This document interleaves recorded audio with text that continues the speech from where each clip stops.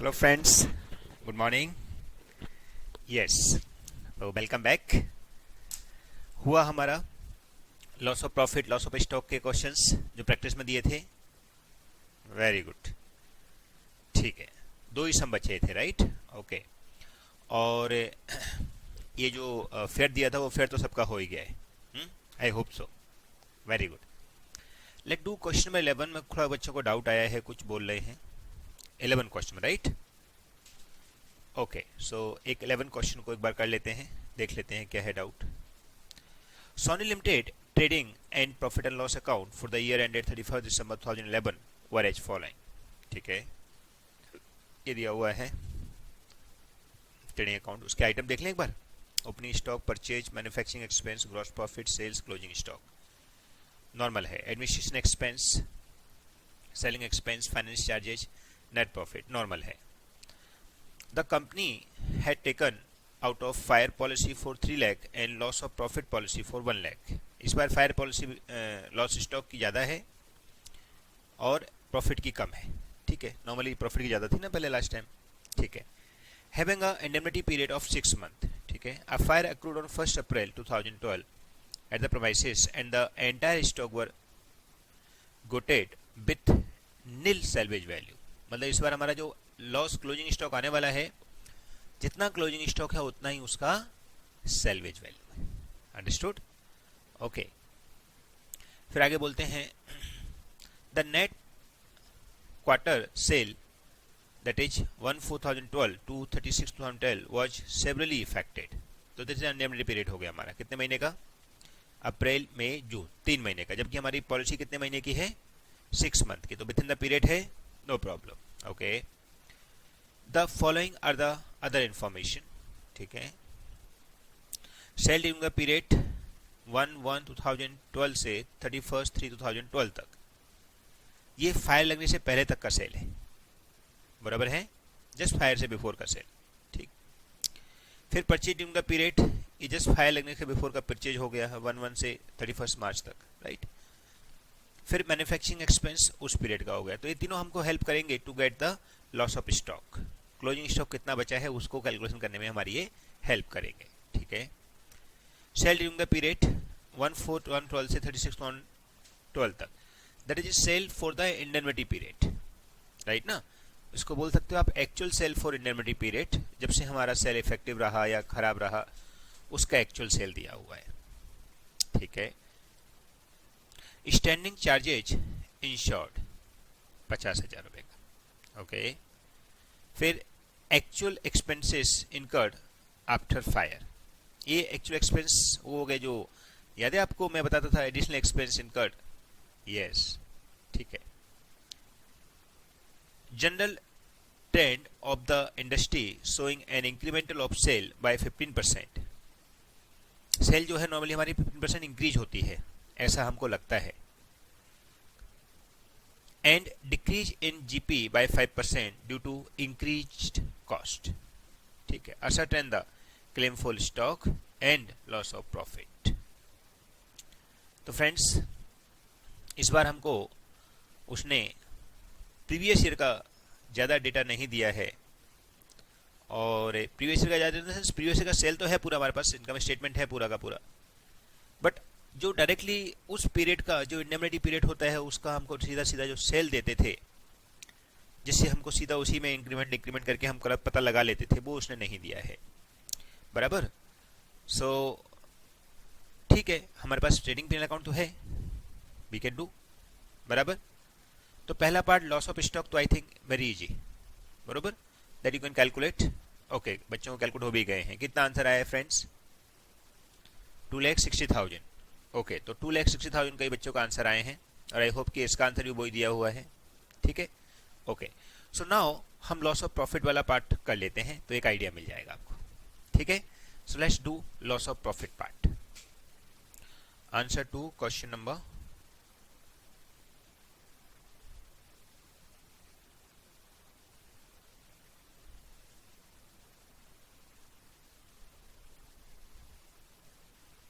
क्या नाम है क्वेश्चन का? 10, 11। What is the page number? 10.29, right. क्या लिखेंगे, हम निकाल रहे हैं लॉस ऑफ प्रॉफिट वाला पार्ट। लॉस ऑफ स्टॉक वाला आप खुद कर लोगे। लॉस ऑफ स्टॉक आप लोगों ने कर लिया, सामान लेता हूँ। कितना आया था लॉस ऑफ स्टॉक का अमाउंट? 2,60,000 आया है क्लेम अमाउंट, राइट। और यहाँ पर क्लेम अमाउंट पूरा ही आएगा क्योंकि इस बार वो नहीं होगा, इसमें सैलरी नहीं बचा है ना कुछ भी, बराबर। ओके, ठीक है। फिर लॉस ऑफ प्रॉफिट, इसका स्टेप 1 बनाते हैं। यस, क्या होता है स्टेप 1 बता सकता है कोई? Very good. Statement showing loss of turnover and GP on it, यही होता है। Very good. सबसे पहले हम क्या देखेंगे? Turnover in previous year for indemnity period, यही देखते हैं ना। तो turnover of previous year for indemnity period कैसे निकलेगा? तो अभी यहाँ पर कुछ बोला तो है नहीं उसने कि सेल हमारी कैसी रही है कैसी नहीं रही, तो हम मान लेंगे evenly through out the year same रही है। ये मानना पड़ेगा कि नहीं मानना पड़ेगा, बराबर ना। तो देखो पूरी सेल हमको दी हुई है लास्ट ईयर की 10 लाख की, दिख रही है। तो हम क्या करेंगे, 10 लाख की सेल फॉर फुल ईयर है और uniform through out the year है, तो हम 10 लाख को 3 महीने में डिवाइड कर देंगे, डिवाइडेड बाय 12 इंटू 3, यानी कि 3 मंथ के लिए कितना होगा? Very good, 2,50,000। फिर प्लस इंक्रीमेंटल भी हमको जरूरी है। कितना इंक्रीमेंटल बोला उसने? ट्रेंड का कुछ बोला था ना, इंक्रीमेंटल ट्रेंड है कि डिक्रीमेंटल ट्रेंड है, क्या है? Industry so the incremental sale 15%, बराबर। तो 15% इंक्रीमेंटल सेल्स है हमारा, तो 2,50,000 के ऊपर 15% लगा दीजिए। यस, कितना आ गया फ्रेंड्स 2,50,000 का? 15% 37,500, ये ऐड कर देंगे तो 287,500 इज द एक्सपेक्टेड सेल्स। अच्छा फ्रेंड्स, कुछ क्वेश्चन पूछ रहे हैं बच्चे कि सर ये एक्सपेक्टेड सेल हमने लिया है, वो प्रीवियस ईयर को ही बेस बना के चलना है। यस ऑफ कोर्स, क्योंकि उसने ट्रेंड बोला है 15% इंक्रीमेंट का। वो 15% इंक्रीमेंट का ट्रेंड कैसा होगा? वो ईयर वाइज होगा। जैसे 2011 में आएंगे अपन, या ईयर जब हमारा चेंज हो जाएगा तो उस हिसाब से चेंज हो जाएगा, बराबर। अच्छा, ये ईयर फाइनेंशियल ईयर के हिसाब से चेंज होगा या फिर अपना अकाउंटिंग ईयर के हिसाब से चेंज होगा? जैसे अकाउंटिंग ईयर देखने जाएंगे तो हमारा अकाउंटिंग ईयर कौन सा हो जाता है? अकाउंटिंग ईयर कौन सा हो जाता है हमारा? अकाउंटिंग ईयर है, ये देखो क्वेश्चन के अंदर, हमारे अकाउंट कब क्लोज होता है? 31 दिसंबर को होता है, बराबर। और फायर कब हुआ है? 1 अप्रैल को हुआ है, बराबर ना। तो ये जो ट्रेंड है वो 2011 से चालू होता होगा। The general trend of the industry showing an increase of the sales by 15% and decrease in GP by 5% due to increase cost, बराबर ना। सो 15% ट्रेंड है इंडस्ट्री का, shown the incremental of the sale by 15%। अब यहाँ पे कोई ऐसा mention तो है नहीं कि कौन से पर्टिकुलर, हम ईयर का ही मानेंगे कि ईयर में ही इतना इंक्रीमेंट होता होगा सेल का, बराबर है, ठीक है। So what we do, will do according to this system only, ठीक है, ओके। सो 250 का हमारा सेल हो गया क्वार्टर के हिसाब से, और 37,500 का हमारा इंक्रीमेंटल प्रॉफिट हो गया, ठीक है। अभी फ्रेंड्स इसने जो इन्फॉर्मेशन एक दी है हमारे लिए, जरा ध्यान दें। तो सेल ड्यूरिंग द पीरियड 1 से 31 मार्च 2012 का 2,50,000 दिया है। तो इसका मतलब ये सेल तो इंक्रीमेंटल सेल ही होगा, क्योंकि 2012 लग गया ना।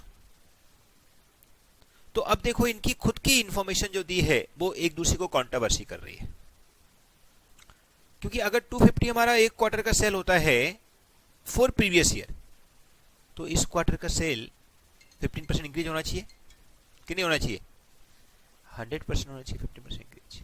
लेकिन ये तो 250 है, उधर भी 250 इधर भी 250, तो इंक्रीमेंटल कहां हुआ? तो या तो इंक्रीमेंटल की इंफॉर्मेशन रॉन्ग है 15% की, या ये सेल रॉन्ग है, या ये 15% इंक्रीमेंट जो होता है वो हो सकता है कि हर क्वार्टर में होता हो। क्योंकि क्वेश्चन आपके सामने है, ये लोग इतना तो कॉमन सेंस लगाते कि प्रीवियस ईयर की सेल अगर 10 लाख की है तो पर क्वार्टर की 250 की होगी, और अगर पर क्वार्टर की 250 की है तो करंट ईयर की सेल तो थोड़ी ज्यादा दें। या तो इंक्रीमेंटल हटा दो, इंक्रीमेंटल काहे को कर रहे हो? दिखावे के लिए कि इंक्रीमेंटल होता है। कोई इंक्रीमेंटल नहीं होता है तुम्हारा। अगर मैं एज इंश्योरेंस कंपनी होता तो क्या बोलता? कोई इंक्रीमेंटल नहीं है तुम्हारा, उतना ही मिलेगा पैसा बस। क्यों? क्योंकि दिख रहा है ना, देखो 10 लाख की सेल है। अब हम क्या कर सकते हैं, हम और दूसरा उल्टा सोच सकते हैं कि सपोज हो सकता है ये जो इंक्रीमेंटल है वो खाली फर्स्ट क्वार्टर में है या फर्स्ट क्वार्टर में नहीं है, उसके बाद वाले क्वार्टर में होता होगा। तो ये सब अजम्पशन बेवकूफ बात हो जाते हैं। तो एज इंश्योरेंस कंपनी अगर आप बात करो तो इंश्योरेंस कंपनी आपके इंक्रीमेंटल को रिजेक्ट कर देगी। क्या बोल के? कि इंक्रीमेंटल तो दिखाओ ना कहां है। जब आपका फर्स्ट क्वार्टर में 250 का सेल होता है तो जो प्रीवियस सेल है उसके हर क्वार्टर में भी 250 का सेल आ रहा है, तो इंक्रीमेंटल ट्रेंड कहां हो गया तुम्हारा? Are you understood? Very good. लेकिन हम लोग फ्रेंड्स अभी प्रैक्टिकल लाइफ में नहीं है, इसलिए जो क्वेश्चन दिया है उसके हिसाब से करना पड़ेगा। तो दो ऑप्शन है, या तो क्या करो, ये 250 को रहने तो इंक्रीमेंटल है भाई, इंक्रीमेंटल करके ही है, अभी हम जो सॉल्व कर रहे हैं वैसे करते जाते हैं। दूसरा, हम रिवर्स वे में जाके पता लगाएं कि फर्स्ट क्वार्टर की सेल इतनी होती है तो नेक्स्ट क्वार्टर की कितनी होगी, क्योंकि फायर नेक्स्ट क्वार्टर में हुई है ना। देखो ना, फर्स्ट क्वार्टर 1 जनवरी से लेकर 31 मार्च तक का हो गया, नेक्स्ट क्वार्टर 1 अप्रैल से लेकर 30 जून तक का हो गया, बराबर कि नहीं? तो फिर नेक्स्ट क्वार्टर की सेल कितनी होगी उसके हिसाब से हम थोड़ा और दिमाग लगा के करते हैं। ये इंक्रीमेंटल सेल है तो फिर हर क्वार्टर में फर्क पड़ जाएगा। मतलब ये मान लो कि फर्स्ट क्वार्टर में सेल कम होती है और आगे के क्वार्टर में सेल ज्यादा होती है, ऐसा ट्रेंड मानना पड़ेगा, क्योंकि ये लोग तो कुछ भी कर रहे हैं। ठीक है, तो ऐसा करेंगे तो क्या हो जाएगा, एक नोट लगाते हैं हम लोग, note, but actual sale for 2012 first quarter, that is 1/1/12 to 31st March 12 are 2,50,000 बराबर, which should be after increment होनी चाहिए कि नहीं होनी चाहिए?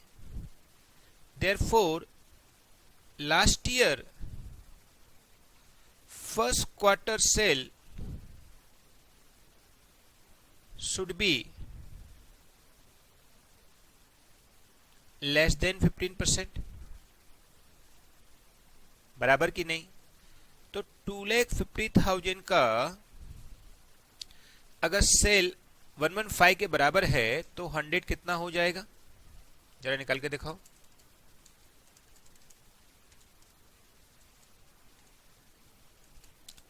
$2,17,319, क्योंकि हमको इनकी सब बातें फॉलो करनी पड़ेंगी। समझो ना, एज मैं अगर इंश्योरेंस पर्सन होता तो उनका इंक्रीमेंटल के केस को रिजेक्ट कर देता, बोले कोई इंक्रीमेंट नहीं होता तुम्हारा। लेकिन हमको दिया हुआ है question, we don't have the option, we don't have the option to accept और reject, we have to accept it. So इसके लिए हम क्या कर रहे हैं कि लास्ट ईयर के फर्स्ट क्वार्टर में कितना सेल हुआ होगा, इतना सेल हुआ होगा, इनको सही साबित कर दें, नहीं तो ये खुद ही फंस जाएंगे अपनी बातों में। तो क्या किया हमने, फर्स्ट क्वार्टर का सेल इतना है, therefore in previous year remaining 3 quarter sale should be कितना होना चाहिए बताइए? 10 लाख का पूरा सेल है, उसको तो हम झूठ नहीं कर सकते, दिया हुआ है क्वेश्चन के अंदर। ये देखो क्वेश्चन में लिखा हुआ है sale for the year 10 lakh. ये देखो दिसंबर में अकाउंट क्लोज हो रहा है, मतलब फुल ईयर का सेल 10 लाख का है, तो 10 लाख में से फर्स्ट क्वार्टर का सेल कितना मान लिया हमने, 217391। देयरफॉर रिमेनिंग क्वार्टर का सेल कितना हो गया, 782,608,609। होगा कि नहीं, 782,609। Now therefore per annum sale, sorry first quarter sale, first quarter भी नहीं, फॉर remaining 3 quarter sale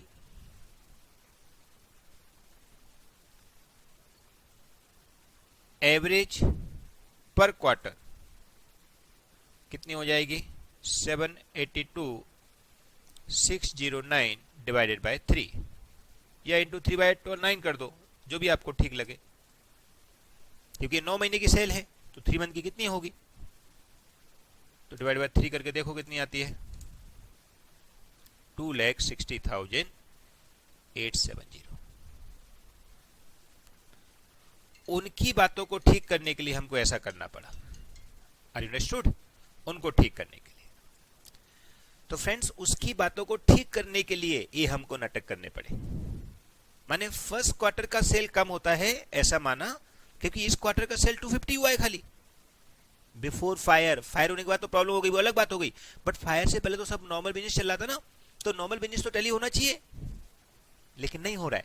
तो हमने क्या माना, ठीक है फर्स्ट क्वार्टर का सेल कम होता है ऐसा मान लेते हैं, और रिमेनिंग 3 क्वार्टर का सेल बहुत तगड़ा तगड़ा होता है। तो अब उसके हिसाब से अगर चलेंगे तो प्रीवियस ईयर का जो सेल इंडेमनिटी पीरियड में हुआ होगा वो 2,80,870 है। तो एक तो आंसर ये हो गया हमारा, प्रीवियस ईयर का sale, expected sale previous year,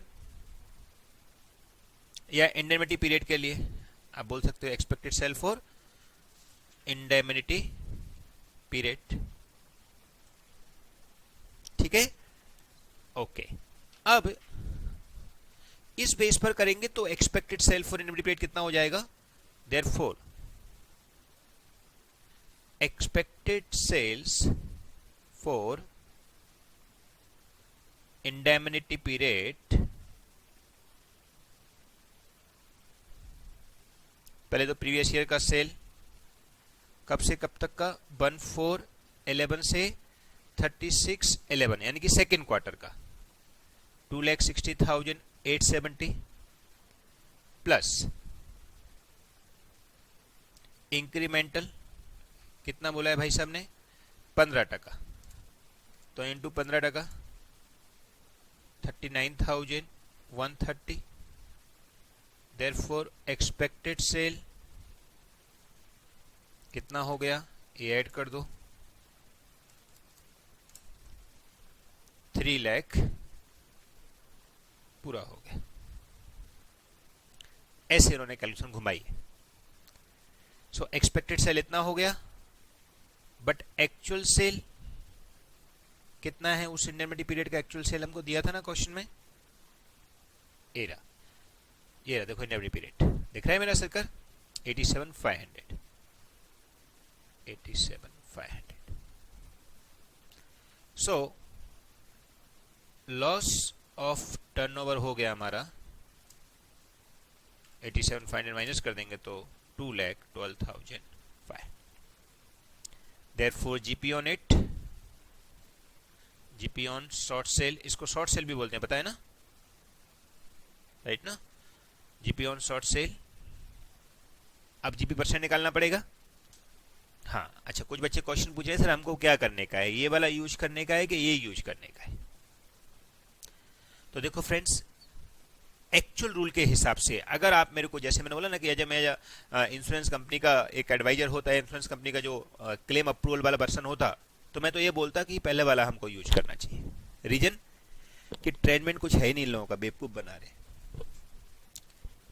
लेकिन क्वेश्चन को सही साबित करने के लिए हमको ये सब नाटक करने पड़े। क्या बोल के कि फर्स्ट क्वार्टर का सेल 250 का है और इंक्रीमेंटल भी होता है, तो इंक्रीमेंटल के बाद होगा फर्स्ट क्वार्टर का, तो नेक्स्ट ईयर में जब पहुंच गए हैं तो इंक्रीमेंटल के बाद होना चाहिए सेल। तो इसका मतलब 250 का सेल फर्स्ट क्वार्टर का है, तो फिर प्रीवियस क्वार्टर का भी 250 है, तो इंक्रीमेंटल का परसेंट कहां अप्लाई हुआ। इसके लिए हमने क्या माना कि फर्स्ट क्वार्टर में सेल कम होती है, बाकी के 3 क्वार्टर बहुत अच्छी सेल करते हैं। क्या करें और? तो उसके लिए क्या करना पड़ा कि फर्स्ट क्वार्टर में अगर इस साल में 250 की सेल है तो प्रीवियस ईयर में कितनी होगी, तो 15% लेस कर दिया। ये जो करंट ईयर का सेल है वो 115 के बराबर है, तो 15% कितना होगा, 100 कितना होगा, हमने देखो अप्लाई किया है, ये मेरा सर्कल घूम रहा है, दिख रहा है। तो ये जो अप्लाई किया है इसके बेस पर हमको पता चला 217391 का हमारा सेल होना चाहिए प्रीवियस ईयर में फर्स्ट क्वार्टर में, क्योंकि कंपेयर करना पड़ेगा ना। ठीक है, वो निकाल दिया। उसके बाद क्या हुआ, यस, उसके बाद हमने करंट ईयर का देखा, तो करंट ईयर का प्रीवियस ईयर का और देखा, बाकी के 3 क्वार्टर का। तो फर्स्ट क्वार्टर का इतना हो गया, तो 10 लाख की पूरी सेल है, उसको तो हम नहीं मना कर सकते, तो उसमें से फर्स्ट क्वार्टर का हटा दिया, तो रिमेनिंग 3 क्वार्टर का सेल बच गया। और वो रिमेनिंग 3 क्वार्टर का जो सेल है वो तीनों क्वार्टर का सेल एवरेज करने पर नेक्स्ट क्वार्टर का सेल आ जाता है 2,60,870। तो इससे क्या हुआ, उसकी जो बातें दी हैं वो सही साबित हो गई। ऐसा मान लो वो किंग है, उसने जो बोल दिया वो फाइनल है। तो ठीक है, उसकी बातों को ठीक करने के लिए हमने ऐसा दिमाग लगाया। ओके ओके, सो ये वाला यूज करेंगे हम फाइनली 26870 वाला, क्योंकि इससे उसकी बातें प्रूफ हो जाती हैं जो इन्फॉर्मेशन दी है वो। लेकिन जब आप खुद जब एडवाइजर बन जाओ या कोई क्लेम अथॉरिटी बन जाओ तो आप उस क्लेम को रिजेक्ट कर देना, ये मैं आपको एडवाइस दे रहा हूं। ठीक है, okay. So now expected sale for the inventory period आ गया 260,870 करके हमने उसके हिसाब से आंसर निकाल दिया, तो हमारा सॉर्ट ऑफ सेल हो गया इतना। अब वर्किंग नोट नंबर 1 बनाते हैं, कैलकुलेशन ऑफ, बोलो, जीपी परसेंटेज। कैसे निकालना है, yes, so net profit plus ये GP percentage for loss of profit है, वो जीपी परसेंट नॉर्मल वाला होता है, plus insure standing charges upon total sales into 100। बताइए कितना है नेट प्रॉफिट, हमारी बुक में दिया होगा नेट प्रॉफिट, ये आया था 50,000 का नेट प्रॉफिट है, और इंश्योर स्टैंडिंग चार्जेस दिए थे ना कहीं पे, इसमें मैंने पढ़े थे कहीं पे, यस, ये दिए हुए है। स्टैंडिंग चार्जेस इंश्योर्ड 50,000 का दिख रहा है, यस। तो 50,000 का प्रॉफिट और 50,000 का ही इंश्योर स्टैंडिंग चार्जेज। सेल है 10 लाख की इंटू 100, तो कितना परसेंट आ जाता है, 10%, बराबर है, ओके। देयरफॉर, यस, देयरफॉर क्या निकालेंगे, GP for current year 10% minus 5% decline होने वाला है ना। देखो उसने बोला है क्वेश्चन में 5% डिक्लाइन होगा इस बार जीपी, देख रहे हैं, 5% डिक्लाइन होगा due to increase in the cost. So GP हो गया 5%, तो 5% इसके ऊपर लगा देंगे, 2,12,500 के ऊपर 5%, तो हो जाता है 10,625। ये हमारा पहला पार्ट आ गया, loss of GP on loss of turnover. ठीक है, ओके। नाउ स्टेप नंबर 2 क्या आता है बताइए, यस, एडिशनल एक्सपेंस। कैसे निकालेंगे, लिस्ट ऑफ फॉलोइंग। अच्छा, जिन लोगों को सेल नहीं समझ आया था वो समझ आ गया सभी को, हाँ बराबर है, क्योंकि उसमें सेल का थोड़ा सा उसने इंटरप्रिटेशन रॉन्ग कर दिया, ऐसा बोल सकते हो। फिर हमने उसको ठीक करने का ट्राई किया। एडिशनल एक्सपेंस आ गए थे, ठीक है, उनको भी एक बार चेक कर लीजिए। सबसे पहले एक्चुअल सेल्स नहीं, एक्चुअल एक्सपेंस। कितने हुए actual expense, how much actual expense, देखो एक्चुअल एक्सपेंस दिए हुए हैं 60,000, एक्चुअल एक्सपेंस 60,000। फिर सेकेंड प्रोपोर्शनेट एक्सपेंस, कैसे, actual expense multiply by yes GP on adjusted annual turnover upon GP on adjusted annual turnover plus uninsure standing charges. अब actual expense तो 60,000 को दिए हुए हैं, into GP on annual turnover के लिए वर्किंग नोट नंबर 2 बना दीजिए। वर्किंग नोट नंबर 2 क्या लिखेंगे? GP on adjusted annual turnover. कैसे निकलेगा? यस हम क्या करेंगे? सबसे पहले sale for previous date from date of fire, बराबर। डेट ऑफ फायर क्या हुई हमारी? 1/4/2012, तो 1/4/11 से लेके 31 मार्च 2012 तक का सेल चाहिए हमारे लिए, बराबर। तो फर्स्ट 3 मंथ का तो क्वार्टर का तुम्हारे पास है, दैट इज 1/1/12 से 31/3/12 तक का सेल तो दिया हुआ है, दैट इज 2,50,000। देखो सेल ड्यूरिंग 250 दिया हुआ है, ये दिख रहा है, गुड। फिर plus sale for last 3 quarter of previous year, वो भी हमने निकाल के रखी थी अगर आपको याद हो तो। यस कहाँ निकाली थी? देखो एरा 782,609, बराबर कि नहीं? क्योंकि फर्स्ट क्वार्टर की सेल कम मानी थी हमने, बराबर। सो ये 782,689 यही थी ना, 782,609 सॉरी 609, उसमें इंक्रीमेंटल ऐड करना पड़ेगा, प्लस इंक्रीमेंटल 15%, तो 782,609 का 15%, 1,17,391, तो हो गया 9 लाख का sale, right. Therefore adjusted sales कब से कब तक का? 1/4/11 से 31 मार्च 12 तक का, उसमें 9 मंथ पुराने आ गए और 3 मंथ करेंट ईयर के आ गए, तो 9 लाख ही हो गए, पुराने के 9 लाख का 9 लाख सेल हो गया और 250 नए वाले का सेल हो गया। So 11,50,000 is the adjusted sale, right. Therefore GP on it, तो 11,50,000 के ऊपर कितना परसेंट आया था जीपी का? 5% ना, परफेक्ट। 5% कितना हो गया? 57,500, बराबर। ओके सो यहां लिख देंगे 57,500 upon 57,500 plus unsure standing charges. ये दिए हैं क्या क्वेश्चन के अंदर? देखो जरा, अनश्योर स्टैंडिंग चार्जेज।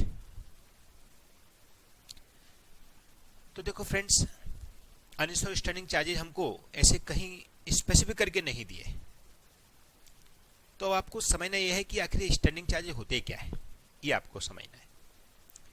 फ्रेंड्स कभी भी याद रखो, स्टैंडिंग चार्जेज का मतलब होता है mostly financial charges and some administration expense if they given specific for the purpose of insurance.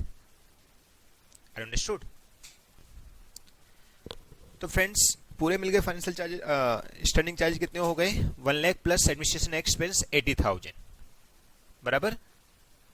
Okay selling expense को नहीं, सेलिंग एक्सपेंस को नहीं लेते हैं, मैंने बताया ना। स्टैंडिंग चार्ज मतलब ऐसे जो कि हमको खर्चा करना पड़ा फॉर पर्टिकुलर इंश्योरेंस पर्पज। तो फाइनेंशियल चार्जेस तो होते ही है, पक्का है, बट एडमिनिस्ट्रेशन का एक्सपेंस भी ले लिए जाते हैं।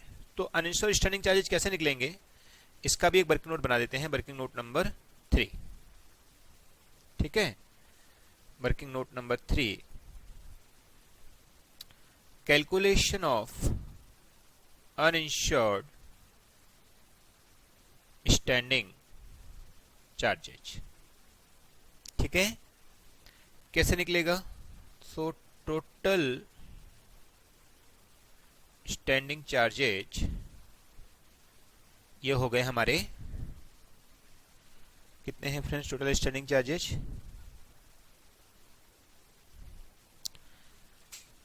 Financial charges 1 lakh plus administration charges 80,000। तो टोटल स्टैंडिंग चार्जेज 1,80,000 लेस उसमें से इंश्योर स्टैंडिंग चार्जेज लेस कर देते हैं, तो कितना आ जाएगा? 50,000 लेस कर देते हैं, तो 1,30,000। अंडरस्टूड? ओके। सो ऐसा करके हमारा अनश्योर स्टैंडिंग चार्ज आ गया। 130 यहां पे ऐड कर दीजिए। सो 60,000 इंटू 57,500 डिवाइडेड बाय 187,500, बताइए कितना आता है? 18,400। सब लोग कैलकुलेट करके देख लीजिए फ्रेंड्स। फिर third part, yes, GP on additional sales due to additional expense. अब कुछ नहीं बोला, एडिशनल सेल कितनी हुई है, तो हमने अज्यूम क्या माना था, याद है आपको? पूरी सेल ही ड्यू टू एक्सपेंस ही हुई है। तो कितनी एक्चुअल सेल हुई थी हमारी last time? 80 actual sale, 87,500। So 87,500 का 5% हम मानेंगे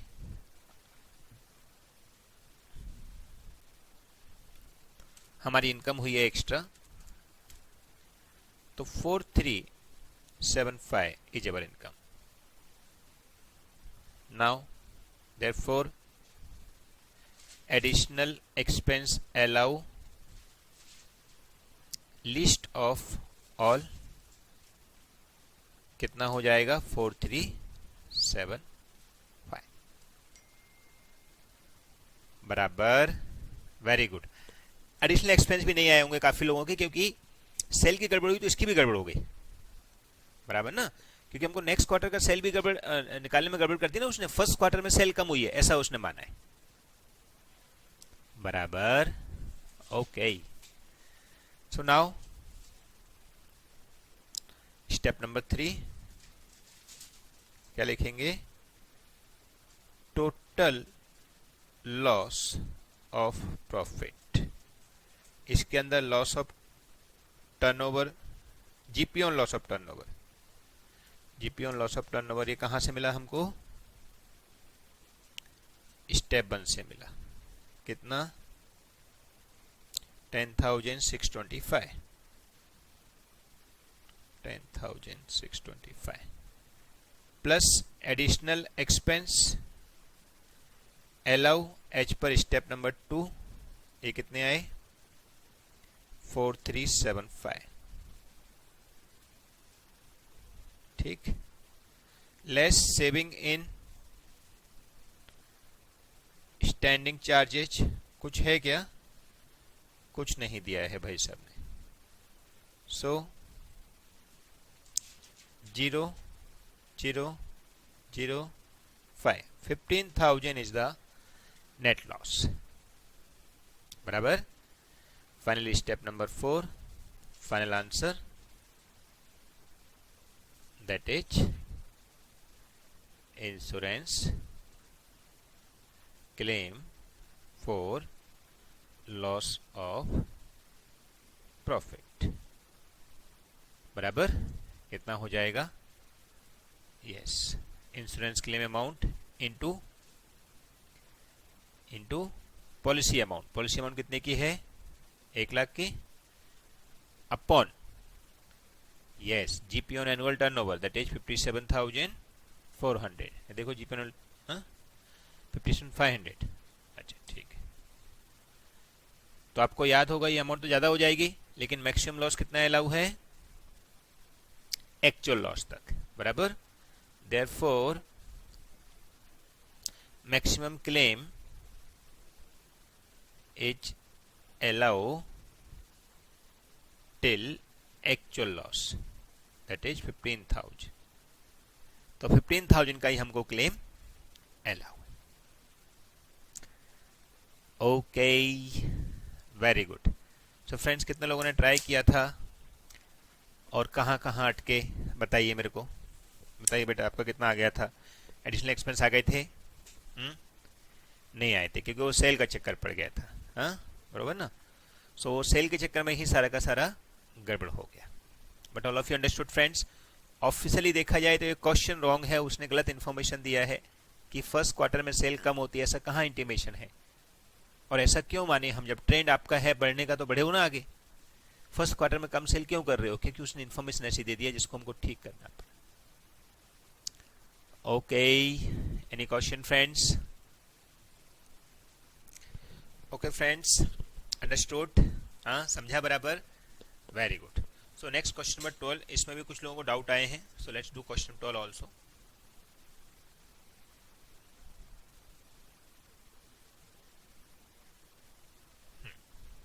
मिला सभी को? नेक्स्ट क्वेश्चन ही है आगे। From the following information, following particulars not information, you are required to calculate the amount of claim for Build Well Limited whose business premises was partly destroyed by fire। ठीक है, sum insured from 31st December 11 4 lakh, period of indemnity 12 month। देखो, period of indemnity दिया मतलब ये loss of stock का नहीं है, loss of profit का है। बराबर ना? ठीक है। Date of damage 1 January 12 and date on which disturbing of the business crashed 31 October. माने 10 महीने खराब रहा हमारा बिजनेस, जबकि हमारा इंडेमनिटी पीरियड हमने 12 महीने का लेकर रखा है। No problem, within limit ही है।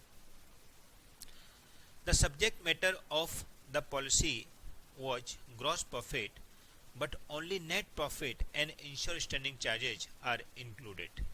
वही करते हैं, नहीं बोलते तो भी वही करते हैं।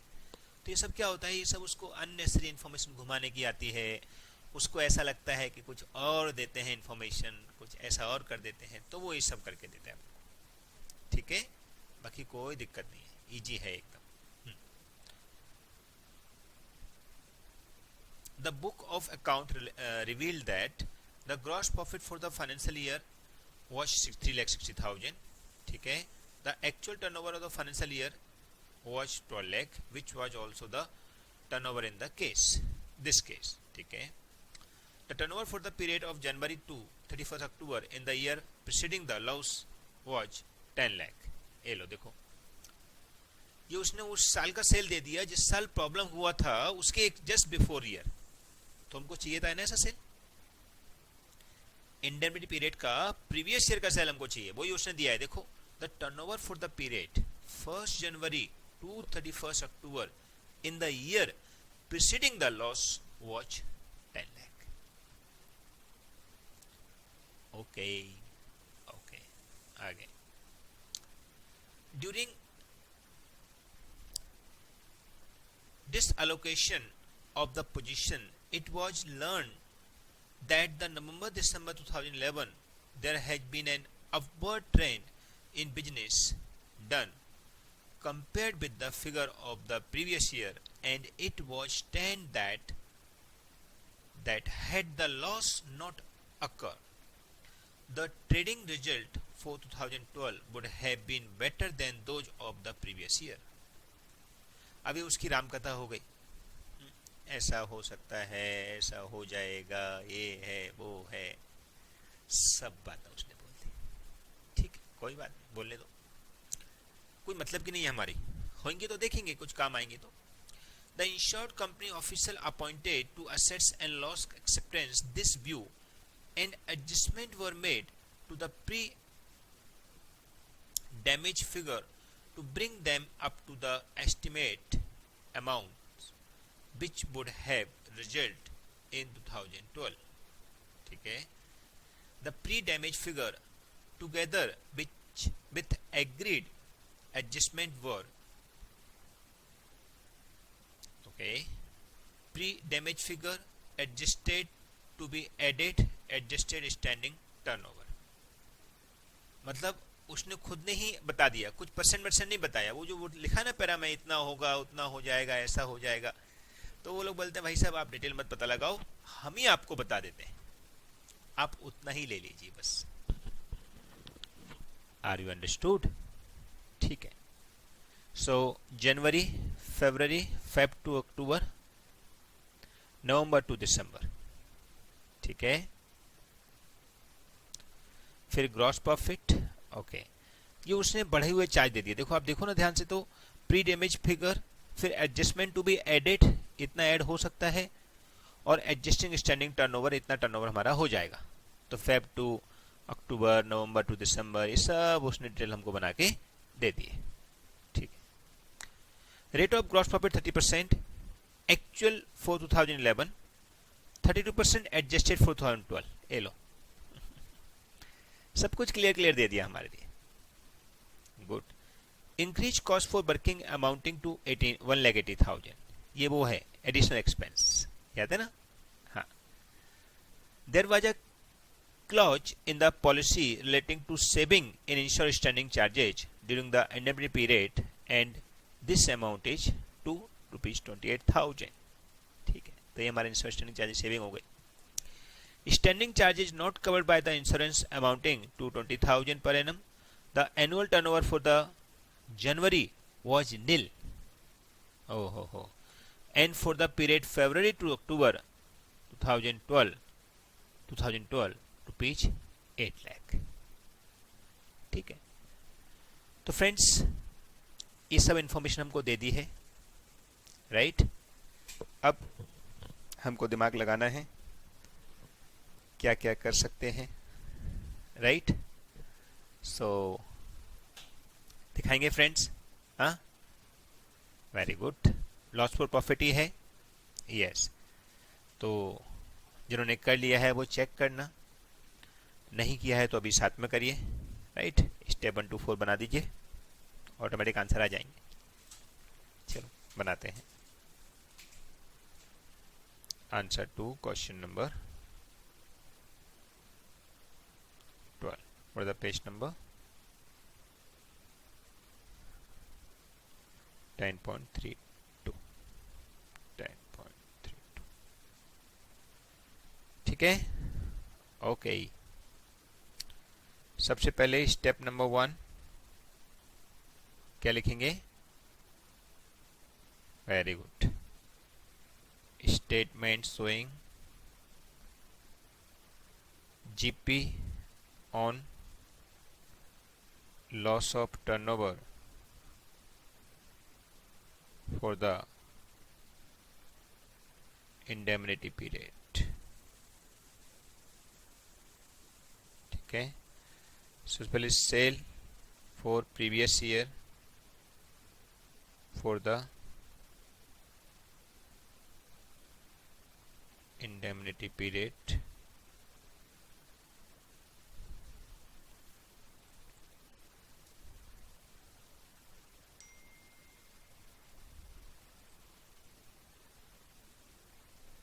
बना दीजिए.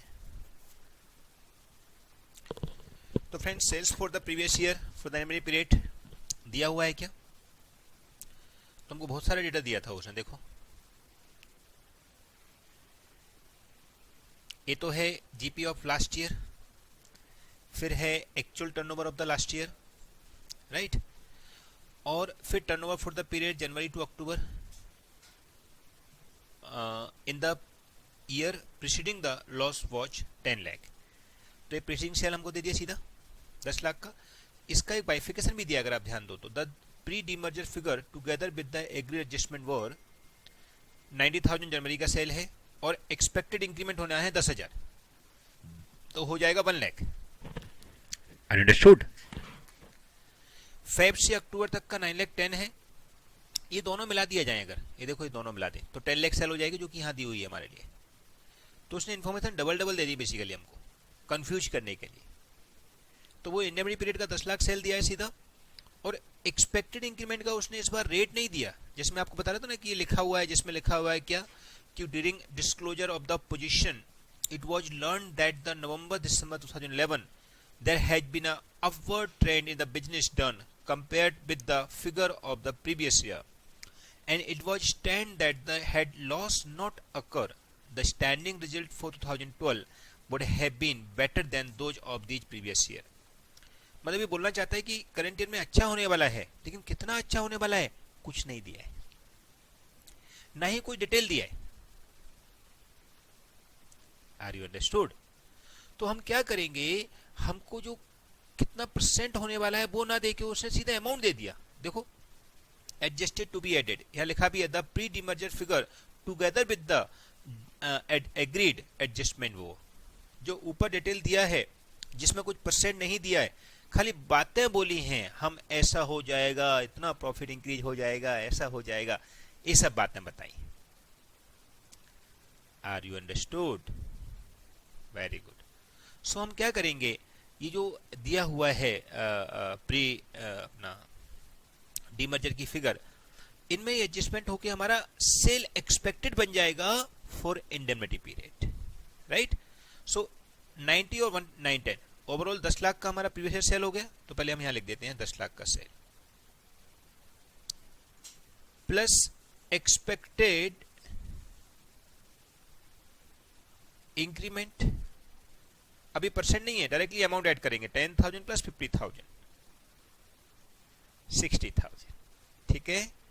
सो फाइनली एक्सपेक्टेड सेल हो गया हमारा फॉर इंडेमनिटी पीरियड, बताइए 10,60,000। गुड। लेस एक्चुअल सेल कितना हुआ है उस पीरियड में, देखो वो भी कहीं दिया होगा हमको। एक्चुअल सेल कहीं लास्ट में दिया था मेरे ख्याल से, हाँ। क्वेश्चन पढ़ते ही आपको समझ आना चाहिए। देखो लास्ट में क्या लिखा है, standing charges not covered by the insured company to 20,000 per annum. ये क्या है, यस अनइंश्योर्ड स्टैंडिंग चार्जेज, मतलब जो स्टैंडिंग चार्जेज कवर नहीं है वो अनइंश्योर्ड होते हैं, और क्या है, बराबर की नहीं। Okay. The annual turnover for the January was nil and for the period February to October 2012 rupees 8 lakh. समझ आया? माने 8 लाख का सेल हुआ है, जनवरी में सेल हुआ ही नहीं था, कोई बात नहीं, उससे फर्क पड़ता है। ओवरऑल इंडेमनिटी पीरियड में कितना सेल हुआ, तो ऑब्वियस बात है जैसे फाइल लगा होगा जब ये सब, जब हमारे जो ओबरॉय नहीं अपना ताज में जब बॉम्ब ब्लास्ट किए थे उन लोगों ने, तो ऑब्वियस बात है ताज होटल का वो रूम तो 1-2 महीने तो लगा ही नहीं होगा ना, कुछ भी इनकम नहीं होगी, ऑब्वियस और नॉट। यस। सो अक्टूबर से लेके जो फेब से लेके अक्टूबर तक सेल हुई है 8 लाख की। इन शॉर्ट उस इंडेमनिटी पीरियड में एक्चुअल सेल 8 लाख की हुई है। सो एक्चुअल सेल 8 लाख की हम माइनस कर देंगे, देयरफॉर लॉस ऑफ टर्नओवर और you can say shortage of turnover 2,60,000। समझ आया? आई होप यू अंडरस्टूड, बराबर। Therefore, GP on loss of turnover, अब GP का परसेंट दिया हुआ है क्या, जरा देखो। Yes. So rate of gross profit 30%, actual for 2011 32%, adjusted for 2012। हम 12 का परसेंट लेना पड़ेगा, 32% बराबर बात है। लेकिन फ्रेंड्स इन लोगों ने थोड़ी इंफॉर्मेशन हमको एक्स्ट्रा भी दी है, अगर आप ध्यान दो तो they had given us gross profit, they had given us sale of the previous year, तो अगर हम उस परसेंटेज को अप्लाई करके करें तो क्या रेट सेम ही आएगा 32% या अलग आएगा? Understood what I am trying to say? तो फ्रेंड्स 32% हमको यूज करना चाहिए, लेकिन कुछ बच्चे पूछें कि सर बुक में उन्होंने कुछ अलग तरीके से जीपी परसेंट भी निकाला है। देखो फ्रेंड्स, वैसे हमको इसके बारे में सोचना नहीं चाहिए कि हमको अलग से जीपी परसेंट निकालना है कि नहीं, क्योंकि दिया हुआ है क्वेश्चन में। ना दिया हो तो हम दिमाग लगा सकते हैं। आप बोलोगे सर दिया हुआ है मतलब कैसे यूज करेंगे? तो देखो मैं आपको थोड़ा सा एक आइडिया देता हूं। 32% तो हम निकाल ही सकते हैं। दूसरा एक और तरीका होता है कि हम net profit plus insure standing charges upon sale into 100 करके भी निकालते हैं। याद है? ऐसे ही लगा के देखते हैं, आपको बताता हूं मैं वो क्या किया है बुक ने। थोड़ा एक आपको आइडिया मिल जाएगा। Working note number 1, calculation of GP percentage. ठीक है, क्या फॉर्मूला होता है जीपी परसेंट का बताइए? In case of loss of profit, net profit plus insure standing charges upon sale into 100। ठीक है, अब नेट प्रॉफिट तुमको दिया नहीं है, लेकिन ये हमको पता है कि नेट प्रॉफिट का मतलब होता है gross profit minus insure standing charges minus uninsure standing charges. ये नेट प्रॉफिट का मतलब होता है। Are you understood? अब हमारे पास कहीं पे भी नेट प्रॉफिट दिया है? नहीं दिया है। देखो ग्रॉस प्रॉफिट जरूर दिया हुआ है। हमारे पास इंश्योर स्टैंडिंग चार्जेज दिए हैं? नहीं दिए हैं। अनइंश्योर स्टैंडिंग चार्जेज जरूर दिए। अनइंश्योर स्टैंडिंग चार्जेज जरूर दिए। तो हम चाहें तो क्या कर सकते हैं, अब एक और फॉर्मूला को यूज कर सकते हैं। Therefore net profit ensure standing charge उधर ले आओ प्लस इंश्योर स्टैंडिंग चार्जेज इधर लेके आ गए, equal to GP minus uninsure standing charges हो सकता है। बोलो फॉर्मूला बनेगा कि नहीं? ऑब्वियस बनेगा सर। अच्छा, पहला फॉर्मूला कहां से आ गया पूछ रहे हैं। Net profit equal to gross profit, उसमें से जो भी स्टैंडिंग और अनइंश्योर स्टैंडिंग चार्ज होता है वो सब माइनस कर देते हैं, subject to selling distribution selling expense. वो हमने लास्ट टाइम नहीं लिए थे, आपको याद है? तो यहां पे मान रहे हैं सेलिंग एक्सपेंस नहीं है और क्या है। तो ग्रॉस प्रॉफिट और नेट प्रॉफिट में फर्क खाली insure standing charges and uninsure standing charges का होता है for the purpose of loss of profit. ये थोड़ा याद रख लो। Okay, very good. सो अभी ये पॉसिबल है दोनों फॉर्मूला? हाँ बिल्कुल पॉसिबल है। Net profit plus insure standing charges equal to GP minus uninsure standing charges. अब हमारे पास जीपी जो है वो उस पीरियड का हमको चाहिए जो फुल जीपी हमको बता दे। तो आपको पता है, देखो ये अपन को क्वेश्चन में दिया हुआ है कि जीपी 360 का है और एडजस्ट होकर 400 का और हो गया, तो टोटल मिलकर जीपी कितना का हो गया करंट ईयर का? 406,400। यस और नो? यस। तो आफ्टर एडजस्टमेंट जीपी का अमाउंट 406,400 हो गया करंट ईयर के इंक्रीमेंट करके। बराबर। क्यों? क्योंकि देखो हमने नवंबर दिसंबर की सैलरी ले ली, जनवरी से सेल ले ली, पूरी सेल ले ली, और इनमें एक्सपेक्टेड इंक्रीमेंट कितना होने वाला है वो भी ले लिया। तो ये मिलके हमारे टोटल टर्नओवर आ जाता है जो कि हमको चाहिए, क्योंकि प्रीवियस ईयर को बेस बना के ही हम करते हैं, याद है? और प्रीवियस ईयर को बेस बना के जो जीपी निकलता है उसमें करंट ईयर के जीपी में एक्सपेक्टेड इंक्रीमेंट होने वाला है, एक्सपेक्टेड इंक्रीमेंट होने वाला है, वो भी इफेक्ट डालते हैं। तो उसने हमको प्रीवियस ईयर का दिया हुआ ये अमाउंट, देखो जो हमारे सर्कल घूम रहा है, और एडजस्टेड वाला दे दिया, तो टोटल मिलके हमारा क्या बन गया इस साल का जीपी। तो कितने का हो गया? 4,06,400। जीपी हो गया 4,06,400। ये देखो 4,06,400 लेस अनइंश्योर्ड स्टैंडिंग चार्ज कितना है? क्वेश्चन में दिया था, एक जगह भी पढ़ा था अपन ने। Era standing charges not covered, not covered मतलब uninsured by insurance amounting rupees 20,000 per annum. तो 20,000 पर एनम हमारा लेस हो गया। इक्वल टू क्या हो जाएगा? Net profit plus insurance standing charges कितना हो जाता है? तो माइनस कर देंगे तो कितना बच जाएगा?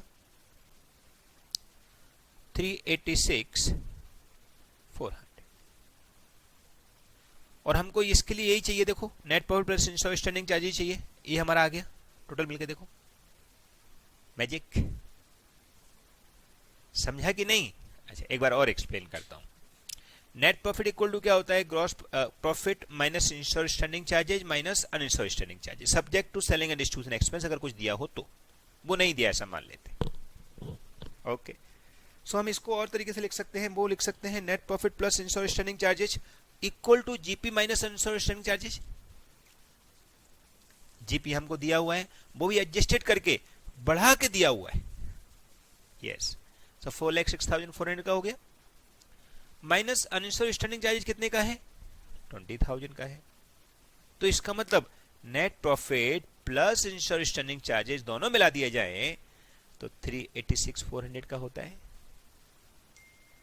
यस और नो? समझा? Very good. सो से यस और नो। Okay very good. अपन सेल कितने की है बताइए? ये देखो सेल एक्सपेक्टेड इंक्रीमेंट हो गया 12,70,000 रुपए की इंटू 100, निकालिए जरा कितना आता है? 386,400 डिवाइडेड बाय 12,70,000 इंटू 100, 30.4252%।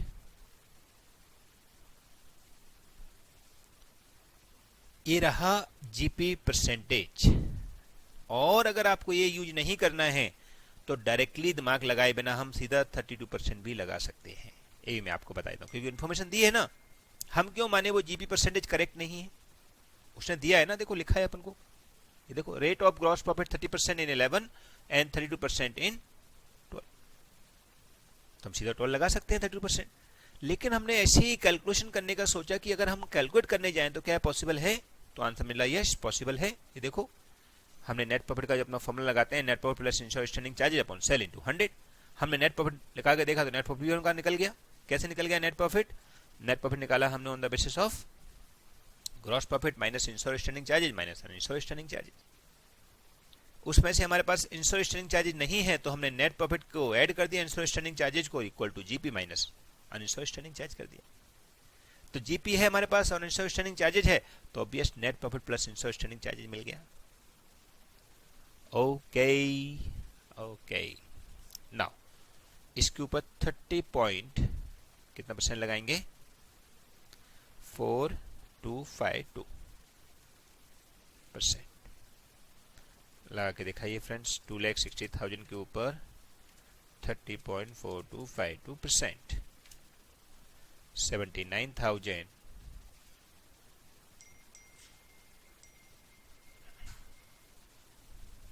79,105 106 कर सकते हैं, कोई दिक्कत नहीं। ओके बोलिए, कोई डाउट? चलिए तो स्टेप 1 तो हो गया। 32% भी यूज कर सकते हैं, बार बार बच्चे पूछ रहे हैं इसलिए बोल रहा हूं उनको मैं। लेकिन ये यूज करेंगे तो क्या है, अपन ने थोड़ा इन्फॉर्मेशन यूज कर लिया। अब यहां पर एक इन्फॉर्मेशन को मिस कर दिया, वो भी लिख देंगे अपन नोट। तो note GP percentage given at the rate of 32% for 2012 can also use but be had ignore as we had calculated it separately।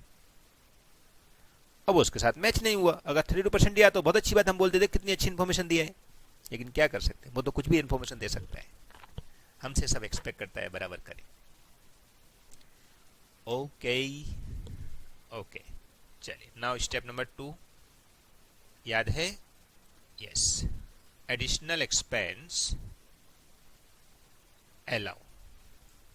कितना अलाउ है बताइए? List of following. Number A actual expense, बताइए दिए हैं actual expense? Yes दिए हैं। Increase cost working amounting to 1,80,000, यही है और क्या है? Very good, 80,000. B proportionate expense, किस प्रोपोर्शन में? Actual expense into GP on adjusted annual turnover upon GP on adjusted annual turnover plus uninsured standing charges.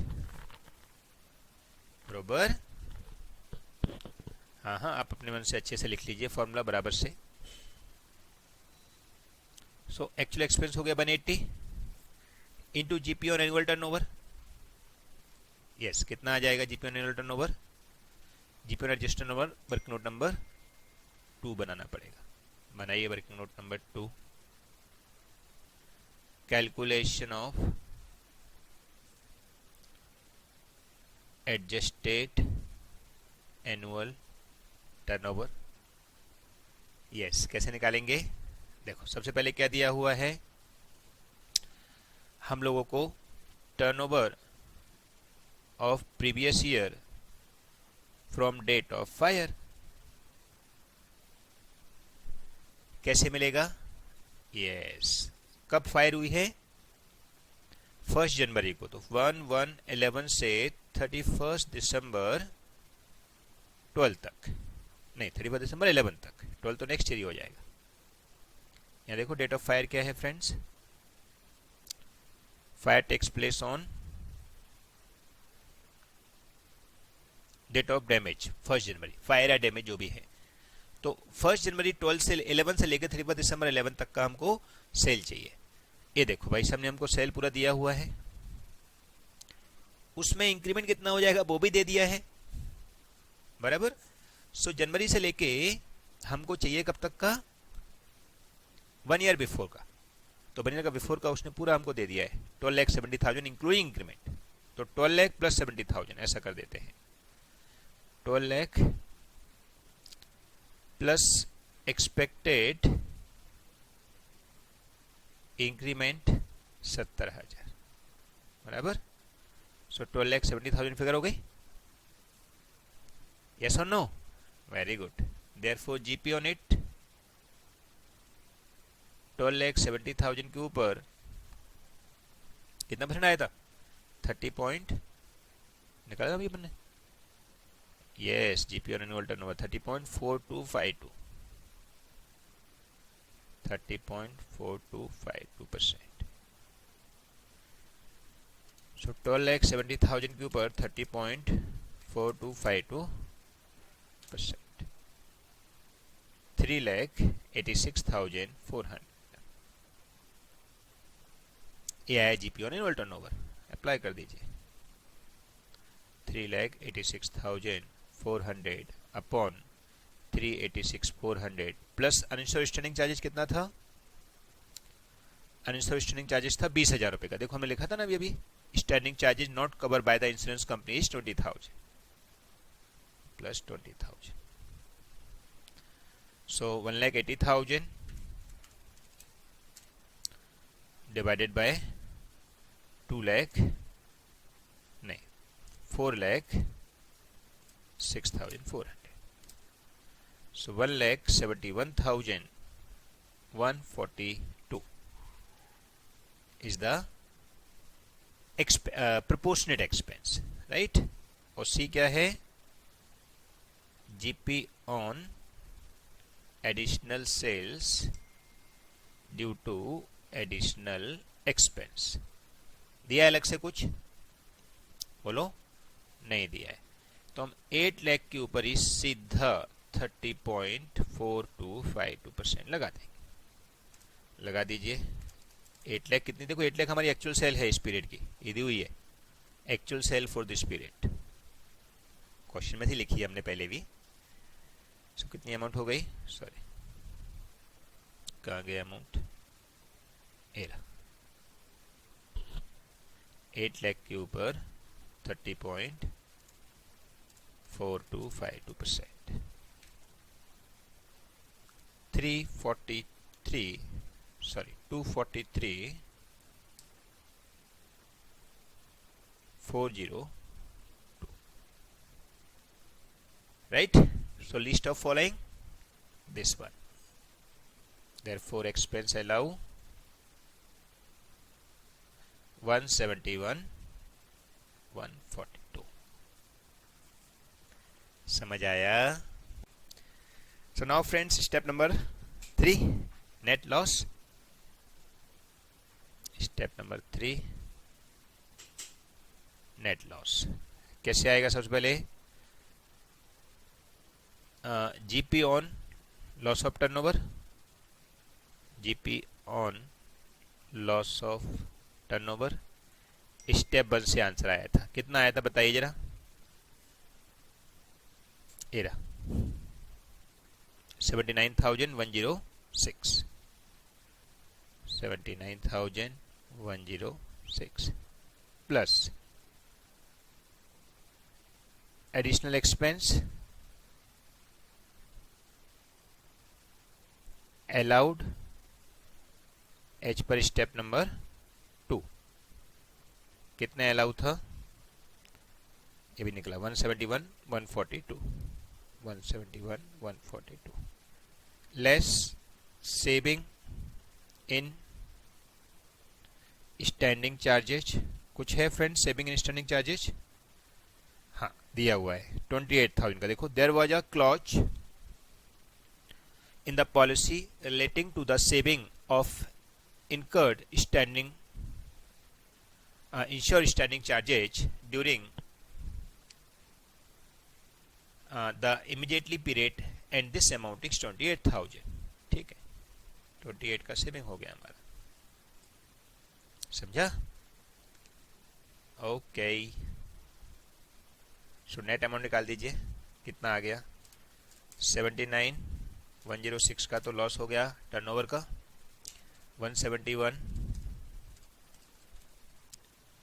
4 2 अच्छा 171 142 ओके। ये हो गया हमारा लॉस ऑफ एडिशनल एक्सपेंस और उसमें से 28,000 हमारा सेविंग हो गया। तो finally 2,22,248 is the net loss, net loss of profit, right ना?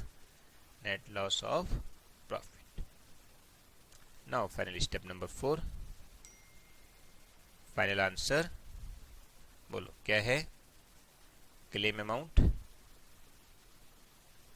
for loss of profit कितना हो जाएगा? policy amount, how much policy amount friends? policy amount कितने का था?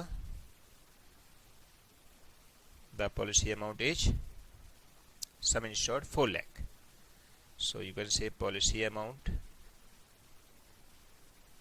into net loss of profit upon GP on adjusted annual turnover, right? so policy amount है 4 lakh की, net loss step 3 से मिलेगा, कितने का आया 222,248, राइट ना? Upon GP on annual turnover working note number 2 से मिलेगा जीपी ऑन 8 386,400, 386,400। तो अगेन फ्रेंड्स ये जो है वो हमारी अमाउंट वापस से ज़्यादा हो गई है, right? So maximum loss allow is actual expense, बराबर? तो कितना हो जाएगा फ्रेंड्स? जो लॉस है हमारा एक्चुअली वो ही हमको अलाउ हो जाएगा, क्योंकि loss can not be more than means claim can not be more than loss, right? So therefore claim amount 22248। Okay very good. So this is the system for loss of profit. यहाँ पर उसने एक दो चीजें ऐसी information they the, but friends question की information wrong है, ये आपकी इन्फॉर्मेशन रॉन्ग नहीं है। अभी जीपी 32% उसने खुद ने दे दिया, हम क्यों निकाले? तो वो ठीक है, हमने निकाल दिया बोल के कि चलो इन्फॉर्मेशन दिया हुआ है इसको यूज कर लेते हैं, लेकिन कॉन्ट्रोवर्सी तो हो गई ना, फिर आपने इन्फॉर्मेशन क्यों दी थी, ऐसा बोल सकते हैं ना अपन उसको, बराबर? Any question, any doubt, please ask friends. अच्छा फ्रेंड्स, एक डाउट आया है कि जो टेबल दी है वो टेबल क्या दी है। ये देखो यहाँ जो टेबल दी है उसमें बच्चों को बड़ा डाउट रहा। तो फ्रेंड्स ये टेबल क्या है, ये है प्री डीमर्जर फिगर, मतलब प्रीवियस ईयर की फिगर है, प्री डीमर्जर फिगर। और ये है एडजस्टमेंट टू बी एडेड, माने ये एडजस्टमेंट जो है, ये दिख रहा है ना, जो एडजस्टमेंट सर्कल दिख रहा है यहाँ पे, एडजस्टमेंट जो है मतलब इसमें जो परसेंटेज लगा देते अभी तक हम लोग, वो परसेंटेज नहीं लगवाया उसने, इस बार अमाउंट लगवाया, क्योंकि उसका सेल जनवरी में अलग था, फेब टू अक्टूबर अलग था, नवंबर दिसंबर में अलग था, तो ये हैड एडजस्टेड सम अमाउंट। तो वो अमाउंट एडजस्ट करके ये हमारा हो गया expected sale for current year. जैसा हम प्रीवियस ईयर के बेस पर करेंट ईयर का सेल निकालते थे ना, वो ही एक्सपेक्टेड सेल हमारा ये हो गया। ठीक है, तो वो टेबल में दिया है और टेबल का पूरा डेटा दिया है। ये टोटल है, ये टोटल लगाया उसने, यहाँ पे लिख देना चाहिए उसको टोटल, ये टोटल वर्ड है basically.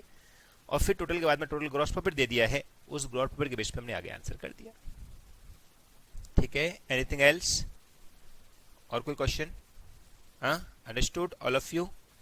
Okay okay friends, so with that we finish this chapter.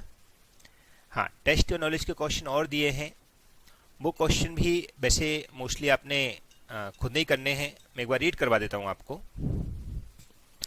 तो फ्रेंड्स एक बार मैं उन क्वेश्चंस को करना होमवर्क में ही है, रीड करवा देता हूँ, so that any doubt, any problem होगा तो वो सामने दिख जाएगा, उसका एक्सप्लेनेशन दे दूंगा मैं। ठीक है, सो एक बार रीड कर लेते हैं। कुछ 6 क्वेश्चन दिए हुए हैं टेस्ट योर नॉलेज में, मैं ओपन करता हूँ प्रैक्टिस क्वेश्चन में, राइट।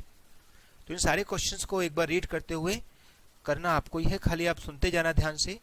कोई डाउट लगेगा तो आप पूछ भी सकते हो बीच में, ठीक है। और अगर एकदम बहुत बड़ा डाउट हो गया तो अपन बात कर लेंगे उसकी, ठीक है। On 15 December 2011 a fire occurred in the premises of Messrs. Om Export. Okay, most of the stock were destroyed. Cost of stock salvage being 1,40,000. Okay, ये क्या है? Cost of stock salvage being, मतलब जो बच गया ना उसकी वैल्यू है 140 का, जो अपन बाद में माइनस करते हैं ना स्टेप 2 में नेट लॉस निकालने के लिए, वो दिया हुआ है। From the books of account the following particulars were available. Stock at the close of account on 31 March 2011 was valued 9,40,000, ये लास्ट ईयर का स्टॉक हो गया। Purchase from 1 April to 15 December, जब फायर हुआ है तब तक का, amounting 13,20,000 and sale is 20,25,000. On the basis of his accounts for the past 3 years, it appeared that the average gross profit ratio is 20%. ठीक है, compute the amount of the claim if the stock were insured for rupees 4 lakh. एकदम clear सम है friends, loss of stock का सम है, बरोबर, you can do easily. Question number 2, on 29 August 2012 the godown of the trader caught fire and a large part of the stock of goods was destroyed. Okay, however, goods costing 108 would be salvaged, incurring firefighting expense amounting to 4700. ठीक है, सो 108 का could be salvage बच गया और ये fire fighting expense amounting 4700 हमारे additional expense हो गए, वो भी हम चार्ज करेंगे। जैसे नॉर्मली लॉस ऑफ स्टॉक में एक्सपेंस नहीं आते थे एडिशनल, बट इस बार आ गए, ठीक है ना। तो ये एक्सपेंस है हमारे, उनको हमको उसमें से लेस कर देंगे, या तो 108 में से या 4700 को अलग से ऐड कर देंगे, किसमें? लॉस ऑफ स्टॉक में, to calculate the net loss of stock. In step 2 निकालते हैं ना हम लोग loss of stock amount. Okay, the trade provides you the following additional information. Cost of goods sold, cost of goods on 1 April 11, cost of stock on 31 March 12, ठीक है। ये I think stock opening and closing दिया हुआ है, right, जो कि हमको gross profit निकालने के लिए चाहिए था है प्रीवियस ईयर का information, right. Purchase during the year ending 31 March 12, purchase from 1 April 12 to the date of fire, ये करेंट ईयर का परचेज हो गया, जो कि हमको मेमोरेंडम ट्रेडिंग अकाउंट में हेल्प करेगा। Cost of goods destroy as samples for advertising from 1 April 12 to the date of fire. Okay, तो cost of goods distribution as sample, ये हमने डिस्ट्रीब्यूट कर दिया सैंपल की तरह, मतलब वो हमारा गुड्स में से कम हो जाएगा in short. Okay, cost of goods withdrawn by trader for personal use from 1st April 12 to the date of fire. Okay, cost of goods withdrawn by trader for the personal use, तो वो goods उतना कम हो जाएगा वापस, और क्या है. Sale of the goods, sale for the year ending 31st March 2020 this much. Sale from 1st April 2012 to date of fire, ये करंट ईयर का सेल दे दिया जो कि मेमोरेंडम में हेल्प करेगा. ठीक है, तो ये जो गुड्स जो है वो हमने एक्स्ट्रा निकाला है, चाहे फायर के लिए निकाला है, फायर के लिए नहीं, डिस्ट्रीब्यूशन के लिए निकाला है, चाहे सेल्फ कंजम्पशन के लिए निकाला है, वो सब हमारा गुड्स विड्रॉवल हो गया. तो जो हम ट्रेडिंग अकाउंट बनाएंगे ना, उस ट्रेडिंग अकाउंट में से वो गुड्स चला जाएगा. यानी कि जैसे हम परचेज में से लेस कर सकते हैं, क्रेडिट साइड दिखा सकते हैं, जैसा आपको ठीक लगे. Okay okay. फिर calculate the amount of the claim that will be admitted by the insurance company. बराबर. ओके फ्रेंड्स, तो एक्सेप्ट वो जो सेल्फ यूज के लिए निकाला है और एडवाइजमेंट बांटा है, बाकी का सब तो सेम ही है. राइट. एक्स्ट्रा इन्फॉर्मेशन लिए दिया है ताकि हम जीपी % निकाल सकें प्रीवियस ईयर के बेस पर. बरोबर, तो वो भी आप निकाल लेना. ठीक है. Question number 3. A fire occurred in the premises of Messrs. Fireproof Company on 31st August 2011. ठीक है. From the following particulars relating to the period from 1st April 11 to 31st August 11 was the required to ascertain the amount of claim to be filed with the insurance company for the loss of stock. Okay. Means friends, जो fire है वो 31 अक्टूबर को लगा है, 31 अगस्त को लगा है, और 1 अप्रैल से हमारा चालू हुआ था. 31 अगस्त तक का जो डेटा है वो हमको अलग से दिया हुआ है. ठीक है. The concern had taken a insurance policy for 60,000 with the subject to an average clause. Friends, सब में ही अपन एवरेज क्लॉज लगाते हैं, सब्जेक्ट टू हमारा जो लॉस है वो कम अमाउंट निकले कंपेयर टू एवरेज क्लॉज, तो हम एवरेज क्लॉज नहीं लगाते हैं. क्यों? क्योंकि एवरेज क्लॉज लगाने से हमारा प्रॉफिट लॉस जो है वो अमाउंट ज़्यादा आ रही है, तो मैक्सिमम इंश्योरेंस क्लेम दे सकता है वो है टिल योर एक्चुअल लॉस. बराबर. स्टॉक एज पर बैलेंस शीट. ओके. 31 मार्च 11 के दिन. Purchases, wages including wages for the installation of the machine 3000, तो बेजेस उसमें से माइनस कर देंगे उतने, और क्या है. राइट ना. Sales value of goods done by partner, वो सेम आगे जैसी ड्राइंग हो जाता है वैसा. Cost of goods send to the consignee on 15 August lying unsold with them. तो ये गुड्स सेंड कर दिया तो उतना हमारा गुड्स कम हो गया ना, क्योंकि हमारा पर्पज थोड़ी ना कोई फाइनल अकाउंट बनाना है. हमारा पर्पज इतना है कि गोडाउन में गुड्स कितना पड़ा था उस दिन. क्या पर्पज है कि गोडाउन में गुड्स कितना पड़ा था उस दिन, खाली वो ही निकालना है.